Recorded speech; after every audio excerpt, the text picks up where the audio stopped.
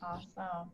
Hey everyone, thanks for joining us. We are just going to get connected to Facebook Live and let everybody else in, and then we will roll. And sorry, Erin, can you actually make me the host? Oh, I can do it myself. I can't do Facebook Live without that. Okay. Are you good? Do you need me or? I'm good. Okay.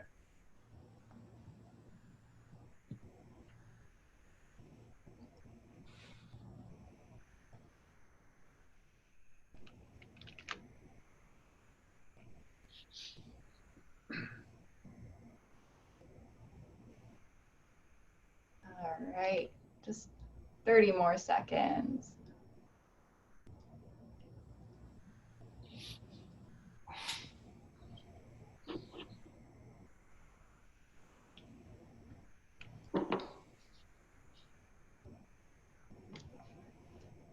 All right, so thanks everyone for joining us today. For those of you I don't know, I'm Director of Operations, Stephanie Rennie at the Tri-Cities Chamber of Commerce. And throughout the COVID pandemic, we've been here to support business through every avenue that we can. We've been your resource center, pushing out government updates, answering your questions about funding, subsidies, providing educational webinars with lawyers and accountants, and also doing some fun stuff like we're doing here today, thanks to Erin from Strive, who brought this fun idea to us to do the Explore Local webinar series that highlights local businesses. So without further ado, I'm going to turn it over to Erin to do a bit more of an introduction of what we're here for today. Erin.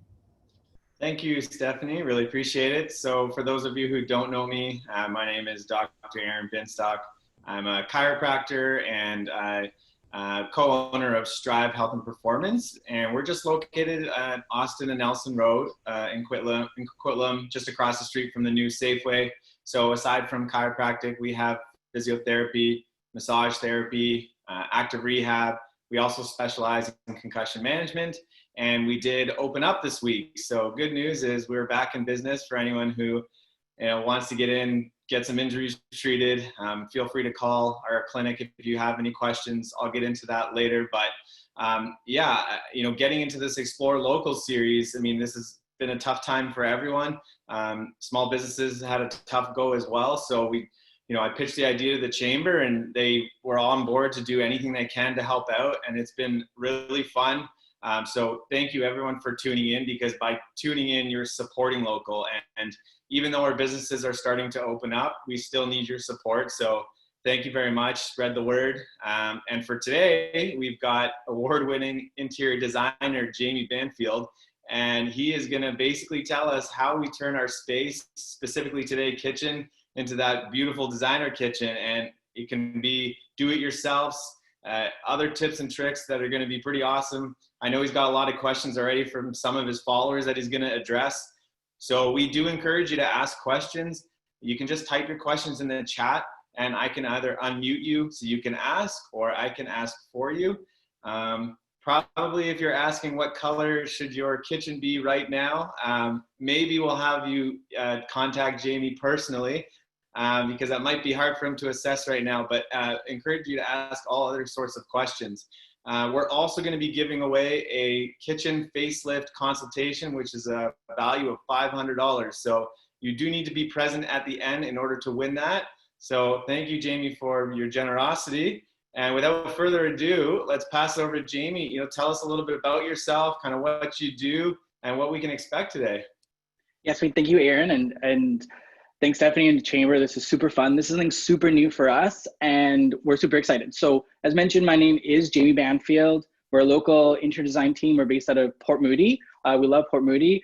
And today we're going to share everything, my passion. So my passion is kitchens. Every project we deal with, we're sneaking into that kitchen and we're attempting to work with it. And I'll go through a little bit of tip points of whether you're renovating, you're building a new house, or you just need a little facelift just to get whatever you got to get out of it, just like what I would do at home. And I'm sure all of you, you've been cooking more, you're probably making pasta, you've been on the trend of everybody running down and finding all the certain things. So whether it's yeaster, you're all kind of on those trends, I'm sure. And I'm probably, you're seeing things in your kitchen right now that your family is busting at the seams maybe, or things are getting, they're getting stress test, and we're seeing that happen more.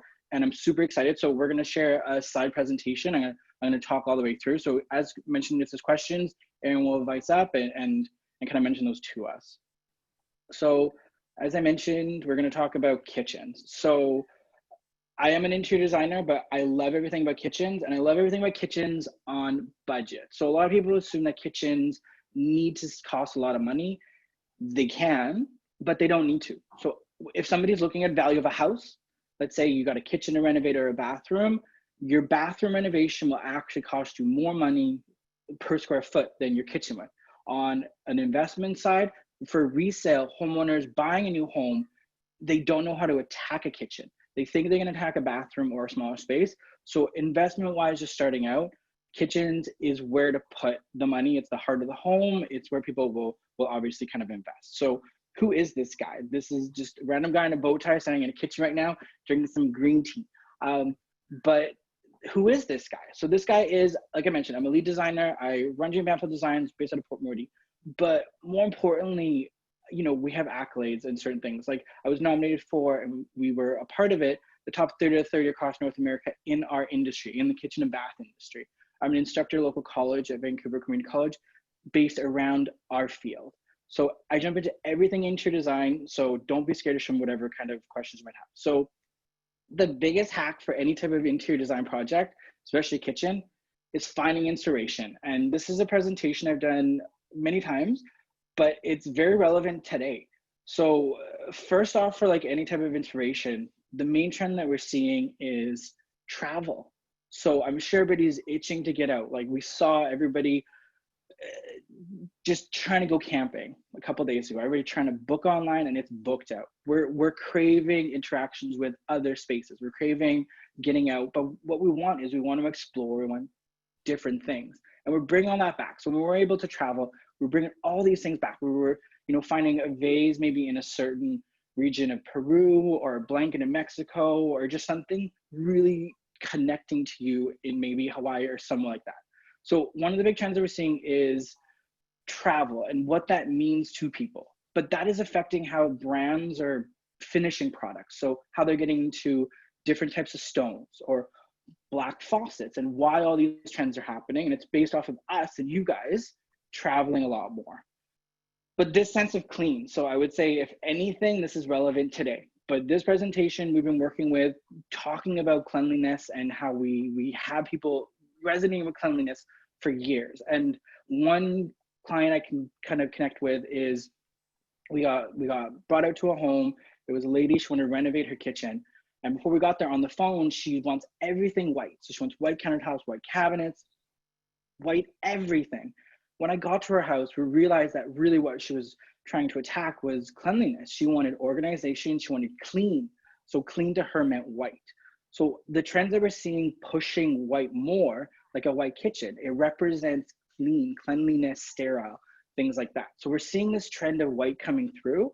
We're also seeing this tack for cleanliness. And if anybody's bought a shirt from Lululemon recently, it might have a stainless steel built into it. And that stainless steel is designed to push odor away. So I would put money on it and invest if I could, but I bet you there's going to be certain products coming through, like countertops. When a certain UV light or something hits it, it's going to disinfect itself. It's going to sterilize itself. And we're seeing that trend. So quartz countertops, everybody's wanting quartz countertops. And the reason for quartz as a designer, we love all the colors, we love the look, but more importantly, it's food safe.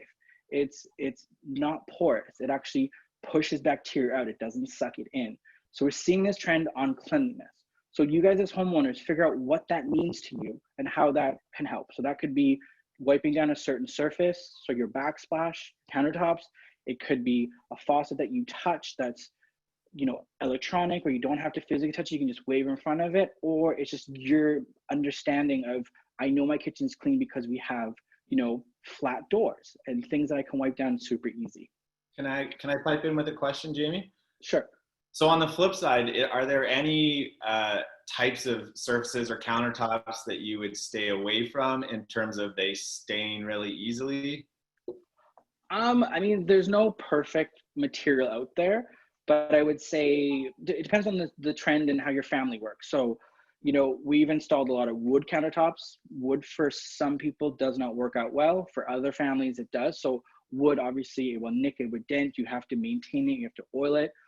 Concrete countertops. So concrete is, you know, it's a big trend right now. And, you know, you can DIY, make a homemade countertop that's concrete, but that's very porous. Whereas, you know, there is quartz countertops that look like concrete, feel like concrete. Other than that, I would say any kind of mass market countertop, so laminates, granites, you know, granites have to be sealed, natural stones, stainless steel, all these things for everyday use and what we're doing, they're all pretty decent on the durability and the cleanliness. And then, yeah, so I would say like the other trend that we're kind of seeing is treating ourselves. And for me, I know what I'm missing the most right now is, you know, getting out there and going to a certain bar to get this unique cocktail. And what does that mean to me? So that might mean it's unique, it's crafted, it's whatever. So when you look at these three trends, figure out how they connect with you. So whether it's traveling, what do you need from traveling? Why do you go to this destination? Cleanliness, what does that mean to you? But then even like treating yourself, like these pictures here, like we've got, you know, a cocktail and we've got a certain meal out. What does that mean? So if there's a certain local, let's say bakery you go to all the time and you love going there because of the people and how they make you feel, like stop in that space and then understand that, like, you know, maybe it's the old school harvest table, or maybe it's the fact that you're allowed to say hello, and maybe it's the interaction. How do you bring that into your own kitchen? So I think from these three kind of inspiration trends, I think if you can just tap into what it means to you and how you can pull that in whatever it is, and we'll get into kind of how to do that. So kind of like, I think it's frozen.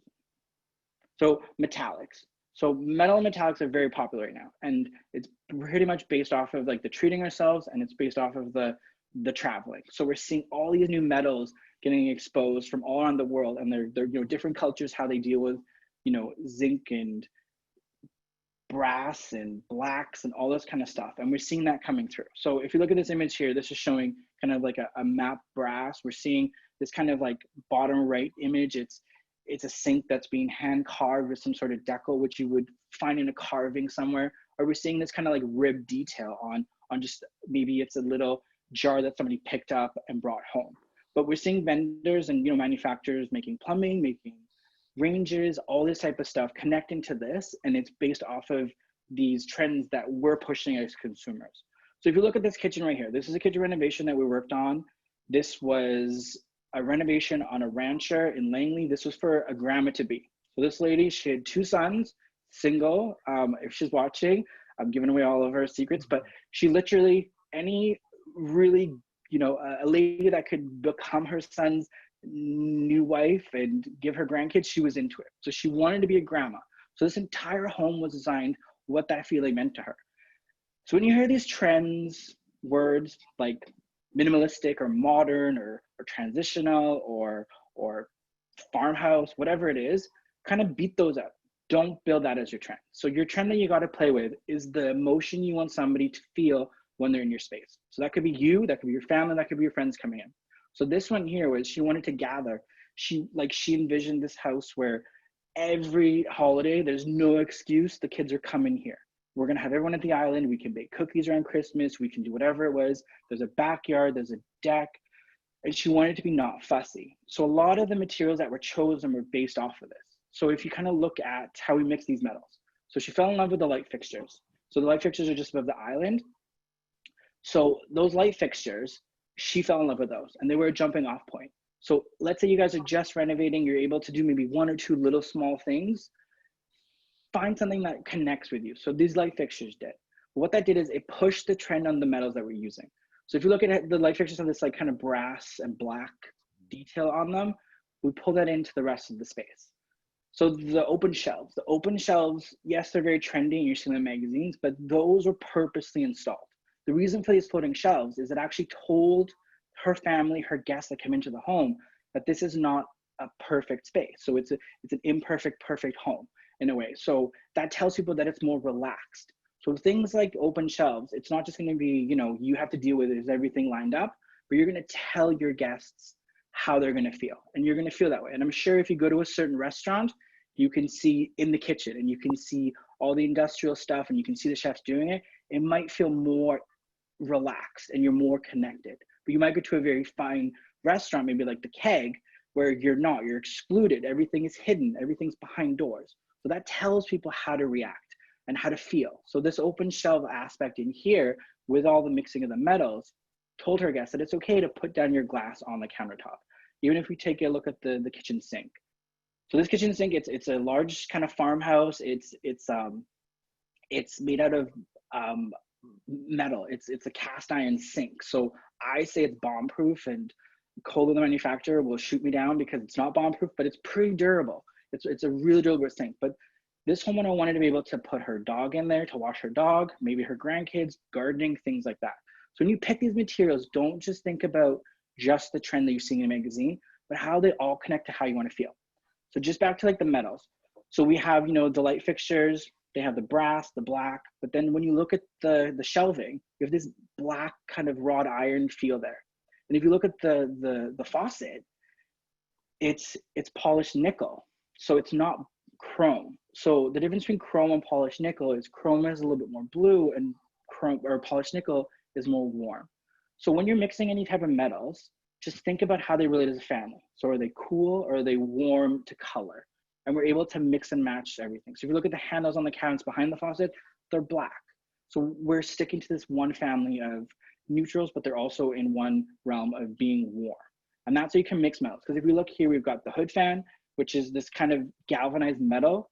So same thing, this hood fan, she didn't want anything fussy. She didn't want stainless, which is to wipe it down every day. So this is actually a living finish. So if you touch it with oily fingers, you're gonna leave an oil mark. But over time, this like unlacquered kind of, material that will age and get better, just like maybe a wood chopping board, things like that, is what that hood fan will do. So when you're picking these materials and these metals, think about how they're gonna relate, what you're gonna tell your guests and your family, what they're gonna feel, or what you're hoping you wanna tell them.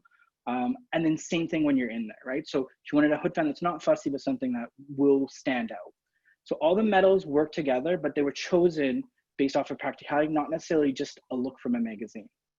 So as I mentioned, these shelves, right? So when you look at these shelves, everything on there is imperfect. Like we don't have 4 bowls, but not everything is matching. So that tells our girlfriends, it's okay to not have matching wine glasses if we're sitting at the island.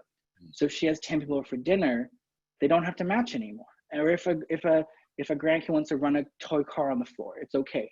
So all these little aspects that you can bring into your space will tell people how to feel. And at the end of the day, that's really where we're going with design. It's how you move and how your guests move and feel. So let's say you're renovating your kitchen. Maybe you only can do a couple things. So maybe you've decided to just update your faucet, maybe a light fixture in your kitchen. One of the best ways to connect the space and make it feel super cohesive is think about the rooms that it connects to. So like this kitchen, this connects to the dining room.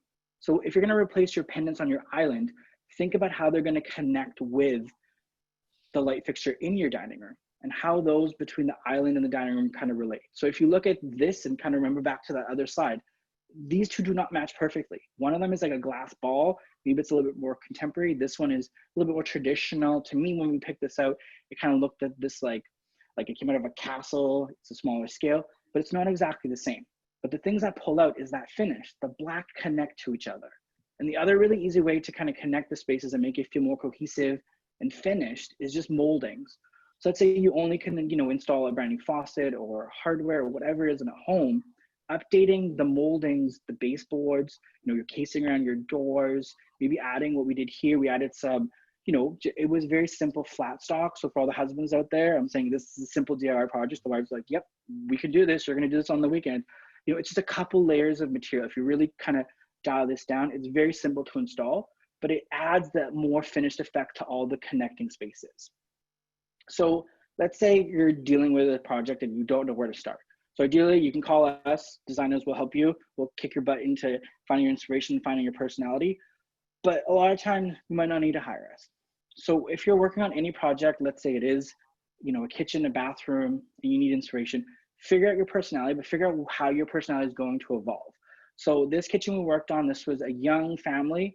Actually, what it was is mom and dad, they took over grandma's house and they moved both kids in and they made a triplex. Mom and dad was in the basement. Son was on the one side, daughter was on the other side. And the homes, all three of them pulled on completely different styles. And it was all off of what they were trying to relate to everybody else. So this one here was a younger couple. They were more urban. They were moving, just outside of Vancouver from a very smaller condo into this. But the style they brought in did show that more sophistication, that more cleanliness, but also, some people might say it's more stuffy. It's more closed off. So if you look at the details to this compared to that kind of, farmhouse, very gathering style kitchen, everything is hidden away, right? There is no handles. So what these doors are telling people, they're telling people like it's hard to enter. Like, because how do you know how to open these doors? You don't have a handle to enter you in, or you don't have glass to tell somebody what's inside. And even if you look at kind of like the fridge, this is a panel ready fridge. So if we look at this fridge, so what that means is this fridge is installed, it's flush with the cabinets, it looks like the cabinetry. So we're trying to hide the fridge. So yes, as a design aesthetic, we maybe want to hide it, we don't want the metal there, but it's also telling your guests that this is more of a personal space. It's not more of a gathering, you guys just do whatever you want there. So little details like this when you're picking up materials or equipment or whatever it is, it all will come back to kind of how you want to feel and how you want to add on to how your guests are going to feel. And if you look at where we kind of popped in some personality into the space, so we have very neutral cabinetry, the white, that's very neutral. That's going to be very timeless, right? The walnut we installed, this is very punchy. This is personal. This, this could be trendy. Same as that backsplash. So we know that we got some maybe areas that are going to not hit the masses for everything, but overall aesthetically it's pleasing. So as I mentioned, we did a really fun detail. We added this kind of dark blue, black backsplash, and this is a porcelain tile, so it's not porous. It doesn't need to be sealed. The grout does, but you can spill spaghetti sauce on this. You can do whatever you want. But we took this on the whole wall treatment, and the inspiration for this home was, pulling a little bit more of that urban feel. So when you think about like a loft, or you think of like an urban restaurant, you might look into the back kitchen. You might see that tile from the floor to the ceiling, or you might look at a loft and you see that stone or that brick floor to ceiling. So when we're working on this space, we pulled those aspects in. So really what they resonated with was those type of restaurants and things like that. So figure out what your space is, where you feel more comfortable, where you want to hang out, whether it's a beach or it's a cabin. And your kitchen doesn't have to look like a cabin, but it can pull in those aspects of what that cabin really reflects and means to you guys. So like quality is probably one of the number one things that we look at all the time. And quality could be completely different to everyone that we deal with. But for quality for us, we're looking for durability, we're looking for budget, we're also looking for ease. So is this something local? Is this something easy, hard to install? Is this something that could be replaced easy, not? Like, does this have a timeline? What's gonna happen to this thing? So this is a kitchen that I wanna show you guys. And this is a kitchen we actually built for BC Hydro for one of the consumer shows a couple of years ago. And we actually built this kitchen out of plywood. So the plywood was actually picked up from Home Depot. So yeah, we ran in with like that little orange cart and we picked up plywood and we created this kitchen out of just raw plywood. We clear coated it. It was furniture grade. We built a kitchen. But what we wanted to show here was don't get stuck up on falling in love with certain looks of things. Because this kitchen, the durability of this plywood over installing the trendy kind of, fir or oak or whatever kind of materials we're putting in there, this will wear exactly the same as those because it's the same properties, it's the same top coat. So what we did here is we installed the cabinets. We didn't even install any handles. We just cut out some simple holes and that's the post to open it. But where we invested in the faucet and the countertops. So the countertops are quartz. So what quartz is a man-made product and it has quartz and resin. So it has pigments and colors, but it's very durable. So we invested into that material. And then we, installed something super flashy with a faucet. So I guess my talking point here is when you're looking at materials, think about how they're actually going to react and how not only, your girlfriend has this brand new kitchen and it looks this way, I have to have that look, but think about how it's going to actually wear and tear over time. So this is how we worked on, and this is kind of where we're seeing that quality kind of coming through. So talk about flooring. So our apartment, we have dark flooring in here. It was already installed. It wasn't a choice, but it's fine. But the thing is when the light hits it, it shows all the nicks and dents, all the scratches, all the dust, which is great because we can clean it up and it's done. But we're seeing this trend in flooring now, and I think it's coming down to quality, and we're looking for the craftsmanship in it. So we're seeing more rustic in a way of just seeing the knots and seeing the grain in there. And we're seeing more natural finishes, so lighter finishes, going back to kind of old school, right? So we're seeing this whitewash, this gray wash, or just natural. But the takeaway here is we're also seeing this in a matte finish. So we're seeing this as no sheen, because if you look at this photo, the dining room table has a bit of a sheen, but the floor is pretty matte. So the reason for that is I'm sure, you know, everybody that has dark hardwood floorings, you have every mop and every broom on the market. Whereas this floor here, this will transition through with, you know, kids with little toy cars to growing up to hockey bags to parties, whatever it is, because this floor will hide a lot of nicks and dents based off of two things. So based off of the look, because it is a lighter finish, so you're not seeing all that stuff.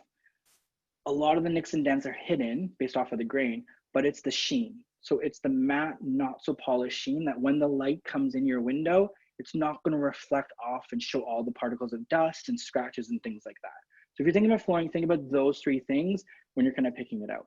So this is back to the original kitchen that we worked on, and we invested in some sort of design detail. So I don't know if it's super hard to see, but we did kind of like a chevron herringbone pattern just around the dining room. So in this renovation, we actually they had a formal living room, and they had a family room and a dining room and a kitchen. And we renovated the whole rancher, and we pretty much took away one living room. So we took one living room away. We moved the dining room there, so that's why there's a fireplace here. We took the dining room and kitchen and made that one large kitchen, and we took the formal living room, and we had a little bit of space, and we made that her family room, because really they don't need both living rooms. But to kind of ground this space now, because it is kind of like an open concept, instead of adding an area rug or things like that, we added a little floor detail. So don't be scared about adding in some sort of pattern or texture. And yes, this is a more expensive, you know, install for the floor, but it's only a small area and it gives a bigger impact. So think about those type of things when you think about your flooring, of how it's going to connect to the different rooms and what you can do. So I touched on this a little bit, where we're seeing natural looking things coming through. So we're seeing that flooring. Sorry, James, yeah. Before you move on away from that, I do have a question from Susan. She's just asking, what are your thoughts on vinyl flooring throughout, for example? Yeah, so stay tuned. Stay tuned. It's coming. Right. Like, yeah. So this product you're talking about right now is faux. So we're seeing a lot of manufacturers that have taken that whole, going right back to my first couple slides. So inspiration, right there, we're seeing the cleanliness. So we're demanding this cleanliness product. We're also wanting this unique thing. So we want things that we're seeing at restaurants, these, you know, really fun marbles, all this type of stuff. And we're seeing that also from traveling, because when we're at a different neighborhood, we're driving by different colors, rocks, and things like that. So we're seeing materials coming through like this. So this is Caesar stone, it's quartz, large format. We're also seeing tiles, so porcelain countertops. And what that is it will be, you know, I would say bomb-proof. I'll get into the tech side of it for sure with any client that wants to, but it's very durable, whereas natural stones before, not so much. But the benefit of this, how we're pushing through this trend of inspiration, is we're getting our manufacturers to print on products. So this here, that slab behind me, that's a porcelain tile. So just like a little tile you would install, you know, a 20 by 20 or a 12 by 12, you know, old school tile in your bathroom, they print that look on there. So we're able to get these in large formats now. So they're, you know, 5 by 12 feet. Like, so right behind me, there's 2 large format things. So the benefits of this is we're able to put this onto multiple different products. So this is countertops, tiles, showers, whatever you want to do with this type of product, and it's pretty durable. But we're seeing this now trend into like luxury vinyl. So like a great question. And so what luxury vinyl is, so it's luxury plank vinyl, and it's recycled content of vinyl product that's in, you know, it's waste from B2B materials, and we're remaking flooring out of it. And they put a mesh core in it, so it's durable. So we are such a big fan of vinyl plank flooring, and there's lots of different ways to do it. So DIY projects, for sure, this is an easy install. So what the properties of this is it's just printed on. So they're able to take this high def printing now, and they're able to print anything they want. So before we used to hunt down, you know, certain woods, and we used to hunt down certain natural stones, Right now, we can just get an image of one and we can print it. And I remember my dad renovating our house when I was growing up as a little kid, and my dad installed laminate flooring. And it was back in the day when, you know, laminate wasn't the best, but I remember playing a game where we could jump on every single plank of flooring that was exactly the same. Like that was the goal. Whereas the engineering and the technology has gone so far that we're installing plank vinyl floorings and you cannot tell the difference between natural because their repeats now are in the 10s, so like the 20s, the 30s, the 40s. So when you install it, it got that natural look. But we're able to print anything we want. So I'm sure you'll see tiles one day with my face kind of all over it because I can, right? So luxury plank vinyl, that's what they're doing. They're taking, you know, a stone or a wood product that we're craving right now that's very hot, and then they're producing it. So as soon as that trend switches out, we're able just to, you know, change the coloring, change the pattern, and print more. So the benefit to installing this is it's a very easy DIY project. So this can go on top of hardwood, it can go on top of laminate, it can go on top of tile. Ideally, you want your substrate to be flat and perfect. But if you do install on something that's not, let's say you install on top of tile and you don't kind of level out the grout lines, over time, this will dip. This will follow the floor that's down there as a substrate, but it won't damage it. So we installed this on a project. It was a ranch that renovated in Port Coquitlam, and it was for, you know, an ex-fire chief. And I thought it was a really good product. And the benefit to that is, you know, he was, you know, in a wheelchair, possibly in a wheelchair, dealing with a walker, new puppy. Whereas with this product, the puppy could soil on it and it could sit there for a couple hours, or you could wheel things around and not be scared. So vinyl product, it's durable as far as it will not grow mold. It will deal really good with water. So you can submerge it in water and it won't react. It won't crumble. It won't mold. It won't deteriorate. The finish on top will take a lot of scratching and a lot of wear and tear. The only thing with the vinyl is it only has a certain layer on there. So there's no way to refinish it. So the color is the color is. And then over time, if you do have a really deep, big scratch, you can't buff it out like you could with like a hardwood or something like that. The feel of the vinyl, it's coming a long way. We've got the more matte finish. They've textured it, but when you do touch it, it still is a little harder than a real hardwood. And it's perfect for basements. It's perfect for all types of floors, like second floor. The cool thing is you can run this into bathrooms. You can run this into laundry rooms. There's a lot of manufacturers, a local one called Divine Flooring, and they've actually made nosing now. So we can run this on stairs and install it properly. So I think it's a great product, and it can be installed by a professional or DIY if you guys want to install it by yourself. And is there a certain thickness of the tile? Like, does it vary, or is it one across the board? It's still somewhat, like, I would say it's still somewhat new. So manufacturers are playing around with lots of different things. So there's plank vinyl that you can just lay down, and it's a dry fit. So you don't glue it, you don't snap it together. There's a couple different thicknesses for that. There's now ones where it clicks together and they have backing on it. So some of them have, you know, like a foam, and they're a little bit different in thickness. There's also like commercial grade. So I remember years ago, like when the Save-Ons and stuff like that were renovating, they had this like new kind of plank wood look floor in there. And that's what that was. It was this vinyl product. They glued it down. But what they did is they went on top of it and they buffed it. They made it kind of this high sheen kind of finish where we don't need to do that. So the thicknesses are all over the place, but realistically for residential use, I don't think that really matters at all. And the one downfall as a designer, so I'm sure, you know, when you look at your flooring, if you have kind of like forced air and you have those registers on the floor, like we're able to make very seamless wood ones and things like that. Right now, vinyl doesn't have a good install for that to make it look very seamless. So when you walk into a home, that's the one giveaway for me that I know that it's not real wood. So we're working actually with a local supplier on trying to figure out how to design that properly so they can install it. But yeah. And there was a request. What was the name of the local company again? Yeah, so Divine Flooring, they're based out of Vancouver. They're in, if anybody's watching, they're in Chicago. They're also in Calgary and Edmonton. But locally, they're based out of Vancouver, and our rep for the company actually lives in the Tri-Cities. So it's fun. So we need a sample from her. She just drives by our office, and we pretty much get it almost every day.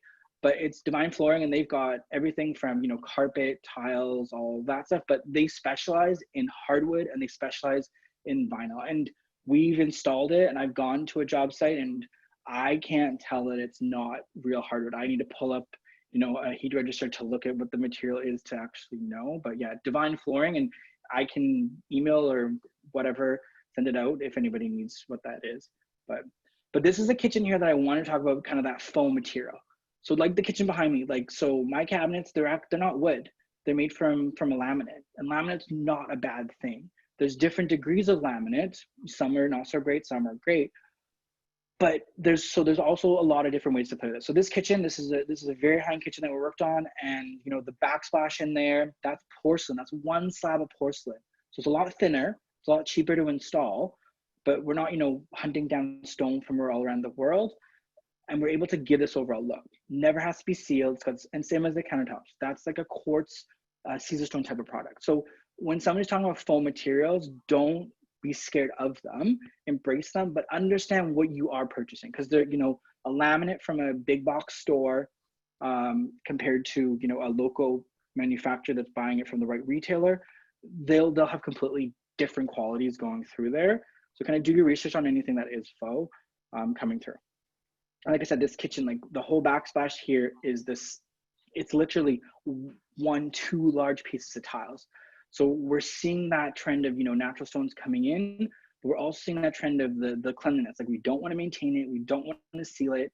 We don't want to like have to, you know, don't spill your sauce and don't get wine on this and all those type of things. So you can go to faux and it can look stunning. Cause I know back in the day with, you know, you would buy a tile that looked like marble, you'd buy hardwood that was, or laminate that looked like hardwood, and you could tell that it was not real, it was faux. Whereas these days you cannot tell the difference. But so personal function or professional function, this is something that I believe everyone should stop and take the time to understand. So I recently, we bought a new dishwasher for our condo, and me as a professional in the industry, it took a lot of time researching what is actually the best out there, because every manufacturer compared themselves on sound and all these other things. But realistically, when I dialed down what was important, it was how it filled, how it cleaned, all this type of stuff. So I had to do a lot of work to figure that out. And so put the time into what the professional function is that matters to you. And it's funny enough, the one thing that people touch the most, and I'm sure being, you know, home with everyone, I bet you're washing your faucet a lot more than you used to. But the faucet, we see so many renovations, DIY projects that go through, and you know, their cabinets installed, their countertops are coming, and they're gonna run down to a big box store and they're gonna purchase a faucet. And then they're gonna look at the shelf and they're gonna be like, that one is $30 cheaper, let's go for that. But you're not fully understanding what you're buying. And you're not understanding what's the difference between certain types of brands. And take a look at that. So the faucet actually is something that you touch every single day. And I think, and our team, you know, we could do a little bit better on this. I think we need to put a little bit more time into understanding the faucets a little bit more and what you guys really need. So if you're DIYing anything, stop, think, and actually do some research on this type of material. But we're seeing this trend also for the need of the look. So the need of the look for something more commercial. So we're also bringing in the quality, but we're seeing this need. And we're seeing things like this coming through. And I mean, I would have loved to have this for the last couple of months. This sink here is called the galley style sink. And I think the way technology is pushing us, and I think, you know, the situation we're all dealing with right now has kind of elevated that a little bit more.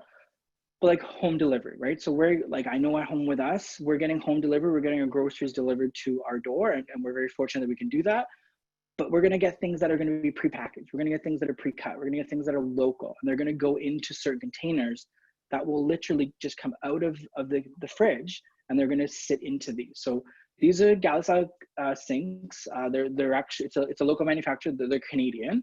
But we're seeing this trend of taking the island now and making it one large kind of surface. And when you look at sinks like this, they're not so much as gadgets, but they have lots of different functions. So this is one large sink. So yes, to fill it up will take you a lot of time, but it comes with different components. So it comes with a little stainless thing to fill up. So if you got to rinse 1 cup, you can do it, or a larger thing. Or for this, you take your chopping board to the middle of the sink. On the left side, you have your compost, and on the right side, you have this kind of basket that you can rinse everything. So you're going to chop your veggies, you're going to push them one side to rinse them, and you're going to push the waste to the other side. So we're seeing this kind of more professional kind of function coming through. I mean, this obviously is not for everybody's kitchen today, but I can guarantee you this is going to keep evolving and trending through. And we see this multi-purpose type of thing. So this comes with the drying racks, all kinds of stuff like that. So we're going to see more of this trend running through.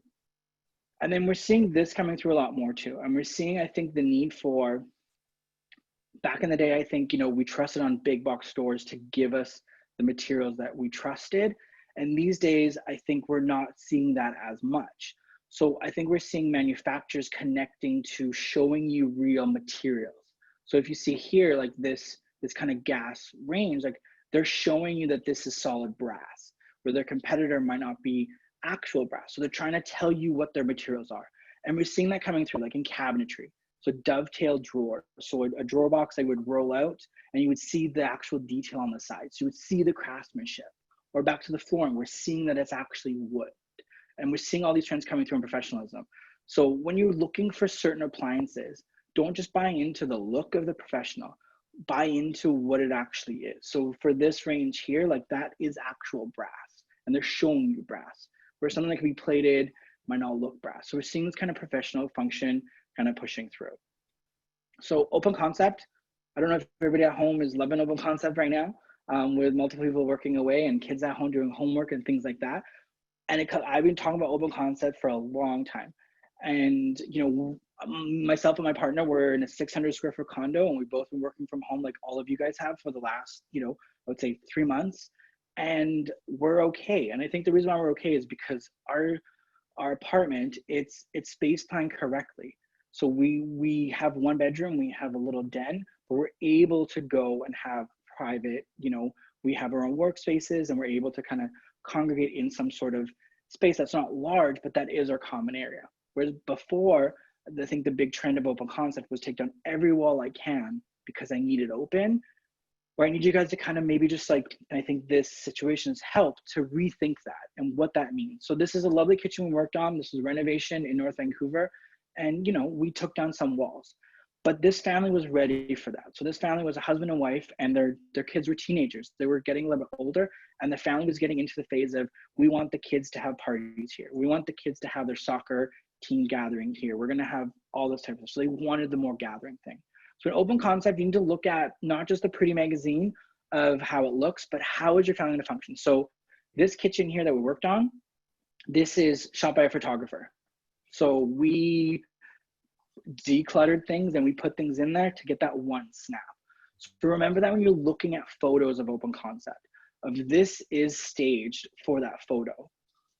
Obviously there's elements in there that I love. So little tips right now for anybody at home that's needing a little bit of just an upgrade or a little bit love in your kitchen. This is a really good example. So like our kitchen at home, like, so if you look here, there's elements that we're connecting to. So if you look on the countertop, we have this wooden tray and we have this kind of white marble chopping board and we have this other board that's made out of like a black kind of metal. We have flowers, I'm not saying leave them in your sink, but we have greenery kind of on the shelves. So I think one really easy takeaway right now is like shop at home. So literally, like, I bet you all have certain trays or you have a cake stand, which I'm sure some husbands like, oh, Jamie, you're crazy, but you have a cake stand probably hidden away. You could pull that cake stand out and when you get, you know, your bunch of oranges, put them in there, right? And bring out cookbooks that you like and place them on your countertop. Don't be scared to have, you know, a container with the things that you enjoy. So for me, I enjoy cooking and there's certain elements I like to have around, right? So we have these type of elements. We have, you know, some herbs, not a lot. We have some greenery and we have books and things that are memento to us in our space, right? So I think this is a good shot to show that. Like if you can't afford to do, you know, invest in anything, just shop at home. Pull out those things and put them in your kitchen, use them, feel good about them, right?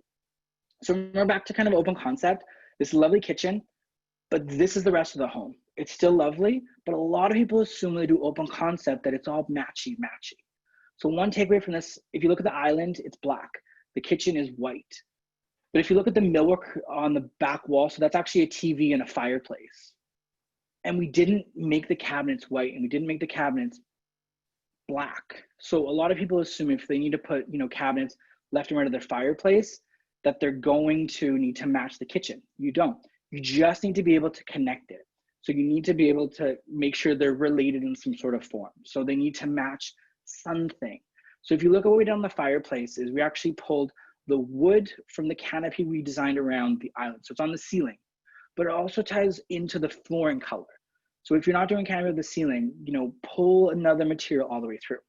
So for that fireplace, we pull this wood tone over there, and that connects to the canopy and it connects to the flooring.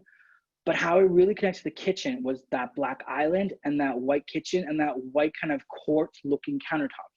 So the face of the fireplace, we actually pulled the material that looked like the countertop over there, right? And the black around the fireplace, that was just an MDF that's painted black to mimic the black off of the kitchen. So when you think about open concept, don't think about everything needing to, just because all the walls are taken down, all my cabinets are white and all my things are exactly the same. Think about just how they're going to relate and how they're going to relate just as like family members. They don't have to be, you know, identical twins. They just need to be related in some sort of form. So when you're thinking about these type of details that you're creating, whether you're doing a DIY project, so maybe this weekend's going to be, you know, you're updating the fireplace or you're bringing in a professional, take the time to understand the details. So for here, we got a couple little depths. So if you look at this, we got the cabinetry open and closed, and we've got the fireplace kind of wood behind it. That's all one dimension. That's all one kind of area.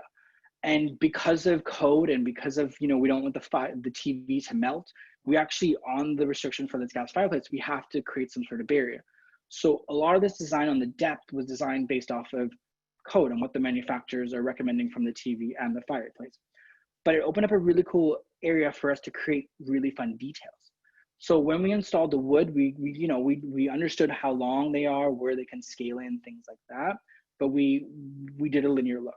But when you're installing the tile in the fireplace, take the time, talk to your suppliers, or if it's your husband that's installing or you're installing it, think about miters and think about things that details that will make things feel more luxurious. So it goes back to those places that you fell in love with. So those restaurants and treating yourself. So when you look at that, you know, that countertop around the front entrance, is it detailed? Is it cut properly? Does it look professional? Or is it just a hack job and you're okay with it?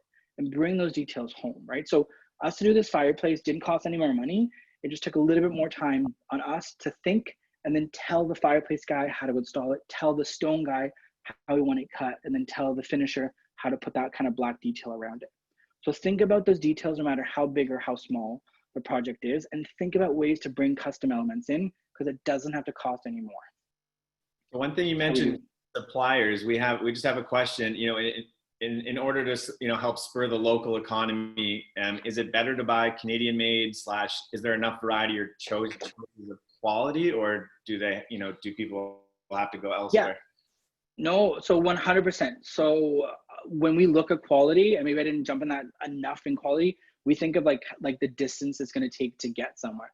So if there's local 100%, right? So for instance, like the stone, that's not quarried local, but it is from a local supplier. But like the cabinetry, it's built from a local manufacturer. The countertops, that black metal is actually a welder, and that's from a welder that we connected on Instagram a couple of years ago because we want like that first kitchen I showed you guys, that hood fan, we got that made by a welder. So he makes not so pretty things, but now he makes, not because of us, but just how he's evolved, he makes so many pretty things, right? So I would say, I think like connecting on social media, like something like this or just Instagram or Facebook, it's so broad, but it's in a funny way where it actually connects you to your neighbors and somebody super close. So I would say majority of our materials that we're sourcing are local. They are Canadian in some degree, right? There's a project, and I'll show you a slide at the end. There's a house we're working on, and that stone so the house is on Vancouver Island, and the stone is quarried on Vancouver Island, and it's purchased from a company that's based out of Vancouver Island. So, you know, that's natural granites that we can get there, right? So I think as much as you can think local. And I know my shopping experience, so like how we have brought in some love over the last couple months is we brought in tactile elements. And maybe I didn't touch on this enough, but for me, where I find my inspiration, so I grew up in the UK, and I just came to the realization a couple weeks ago that like I've always lived around water. So I lived in Wales and I lived on the coast. When I came to Canada, like mom and dad, we grew up in Pimeados, and there was always water right there, and I've always been connected to water. So my inspiration, like our office in Port Moody, like we can look at the inlet. We don't get all of it, we get some of it. And we see the trees in the mountains, which I'm sure some of you guys have from your views too. And that, I just suck that in, and it does inspire me, right? So the things that I connect to the most is natural materials. So I love wood, stones, all this type of stuff. So the things that we have actually like brought into our home is, we've bought plants from a local, they're called like plant theory, or therapy. So they're local, right? We're ordering planters from our deck, and they're from a company just based out of Port Coquitlam, and they're called a green theory. And we ordered linens, we ordered new sheets for our bed, and that was from a Canadian company, fully organic, based out of Ontario. So I think like as much as you can think local, whether it's the Tri-Cities, or it's Vancouver, or it's BC, or it's Canada, like we have so many resources to do that for sure. Awesome. So we're going to wrap it up in a few minutes, but I do want to ask this question that someone put in the chat, because I think it could probably resonate with a lot of people. They just asked, if you're doing a kitchen renovation, where would you spend the extra money on, and what items would you kind of save money by selecting something more efficient, cost efficient alternative? Yeah, I think that's a really good question. So I think ways to bring in any type of need for where to invest is like analyze where you guys are at. So on a piece of paper, just map out, like, and I literally say that like a renovation is just like a recipe. So if you can follow a recipe and bake a muffin, you could follow a recipe, and somebody needs to make that recipe, right? So it's not just written out, this is your recipe, how to do this. You got to figure it out, right? So for you guys, like maybe, you don't love your cabinetry. So maybe you're like, oh, I'll do my cabinetry in a couple months or a couple of years. But really that should stall you. Do not install brand new countertops, because you're probably gonna have to replace those. But let's say your cabinets, they're laid out correctly, and maybe the door fronts just need to be replaced, then yeah, go ahead and install your new countertops. But if you need to gut out your cabinets and you're gonna put in a brand new range or a brand new fridge, you're gonna waste that investment. And I think a lot of times we're just running to get that kind of whatever pretty we can get our hands on. I think like backtrack. So I think curb appeal. So if you're going for resale, number one thing to install, I would say, is decent hardware, a decent backsplash and faucets. That's, I would say, bare bones basics. That's kind of, very simple tasks that we can take. But if you want to invest in something larger, like a flooring material, then like take a pause. Think about, okay, in the future, am I going to take out these walls? I'm going to take out this island. I'm going to put in a bigger fridge. And if so, how is that going to impact that flooring in advance? But that could be just you buy some extra flooring and you make sure you have it stocked, in an attic or somewhere, or things like that. Awesome. Thank you for that. That was great. So we're going to do the draw soon, but before we kind of cut the time off here, is there like one tip that you haven't got out there that you're just itching to tell everyone? Yeah, I would say one thing I want to kind of share with everyone is, and I'll kind of scroll through these a little faster, like I talk a lot, is this guy here. So I'm pretty fortunate enough, and like the whole team, we worked on a magazine, and it's this guy here. It's called Design, and our entire team, it's all of our photos, all of our writing, everything like that. So I want you guys to jump on and just grab it for your subscription. We got hard copies, or we've got them online, but we're profiling local. So if you go in there, like Dana Mooney, this is a local artist. She makes art right out of Vancouver. She's profiled. And this recipe here, so we've connected with a local chef, Eugene Chang. You guys might know him from MasterChef. He creates recipes for us to put in there, right? So what we're doing is, this magazine is designed, it's complimentary, it's free. We don't, it's all of our imagery. There's no advertisements, things like that in there. And what we're doing is we're just sharing our knowledge. So things like that, tidbits in here, like this here, it's like the perfect closet. So I would say, like, I would encourage you guys to jump online and register for it, and we'll send you guys a copy. Excellent. And I can add, for everyone who can see there too, you have your website up there, right? So if anybody has any questions after this, feel free to reach out to Jamie. He is an awesome guy. Your passion, like you talk about how you talk a lot, but that's great. That, again, it shows the passion that you have, and that's going to reflect in your product, which is why you're an award-winning interior designer. So I think that's a very good trait. And I just want to thank you for putting all that together. coming on board for this webinar, spending the time with us. I learned a lot, and I'm definitely going to be coming to you for some advice here. So thank you so much. I'm going to do. Thank you. Yeah, thank you. So I'm just going to do the draw, but I just want to quickly share a little bit of information for anyone wanting to. Is this sharing or no? Yeah, I can probably, everything, right? Yeah, I can remove it. I'm not the best with IT. Okay, I think here we go. No, it's, oh yeah, there we go. Perfect. All right, so as I mentioned, if you guys have any questions, you want some advice on injuries, you want to talk anything, feel free to call our clinic. The number's there. Take a screenshot if you want. You can talk to any one of our therapists. I do want to thank the Chamber again for helping put this all together. You guys have been amazing. You can follow both of us on Instagram. I'm strive_health. We are always putting updates on this webinar series. We're going to take a couple weeks off as we gear up for opening our clinic, but we will be back with Butter Studios, and they're going to tell us all kinds of tips and tricks on how to make a perfect picture, because I always use the automatic function, and that's not going to cut it.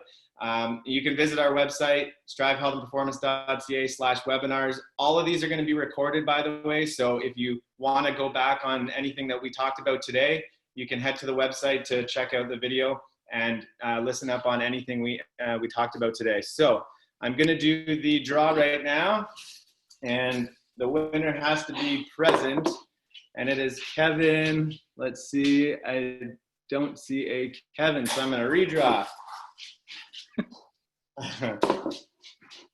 Kumiko. No. Shirley Chan.